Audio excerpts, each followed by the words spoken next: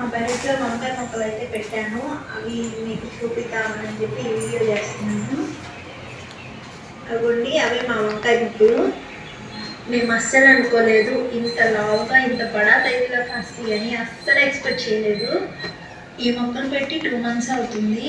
పెట్టేటప్పుడు అసలు అనుకోలేదు కాస్తాయా లేదా అని ఒక డౌట్తోనే పెట్టాము. ఎందుకంటే నేల కరెక్ట్గా లేదు, కాస్తే కాసిని లేకపోతే లేదన్నట్లు పెట్టాము. ఫస్ట్లో వచ్చేసి ఆకులు మొత్తం రంధ్రాలు పడిపోయి పురుగు ఎక్కడన్నా ఉందని చూస్తే అసలు కనిపించకపోవడము. అంటే ఇంకా అవి అసలు వంకాయలు అసలు కాయవేమో అని అనుకున్నాము. మా అమ్మ వాళ్ళు మా ఇంటికి వచ్చినప్పుడు ఈ ఆకులు మొత్తం రంధ్రాలు పడడం చూసి పొయ్యిలో ఉంటుంది కదా బూడిద, ఆ బూడిద జల్లమని సలహా అయితే ఇచ్చారు. ఫస్ట్ నాకు సిల్లీగా అనిపించింది. ఉంటే పోతాయి ఎటు రంధ్రాలు పడి పాడైపోతున్నాయి కదా ఆకులు అని చెప్పి ఒకసారి జల్లి చూశాను. 1 week ఒక 1 week అంతే అనుకుంటా.